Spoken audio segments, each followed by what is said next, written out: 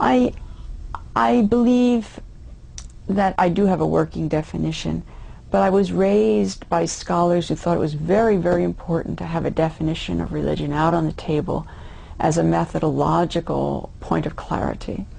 And yet when I went to study Chinese materials, I found that the definitions got in the way a bit, and you needed to suspend some of the defining a bit. So I have a working definition, but I don't take it so seriously that I don't let other things come across the transom. I guess my notion is basically ideas, convictions, and practices related to the sense of a reality other than the quotidian, the day-to-day. Eliade would say is sacred rather than the profane. Okay, but watching Chinese peasants just light their incense, and in some sense the ancestor is almost quotidian, almost part of the day-to-day. I would really downplay the language of some great divide between sacred and profane. I do think, though, it doesn't need to be supernatural beings, but it can be a realm, a presence, a dimension that just takes what we see and around us and makes us interpret it differently. And that becomes my guideline for religion.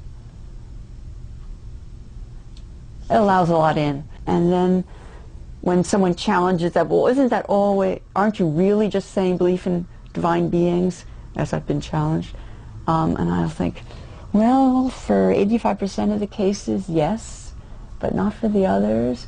And that's interesting if we really want to talk about religion. Some will leave out Buddhism. Well, how can you talk about religion and leave out Buddhism? Parts of Confucianism I can give to philosophy, other parts I can't. And we're not talking about gods there. So you have to have a looser notion to let the category be challenged and informed at all. And of course religion is a concept that was invented at various points in medieval European culture. No one would be aware of being religious.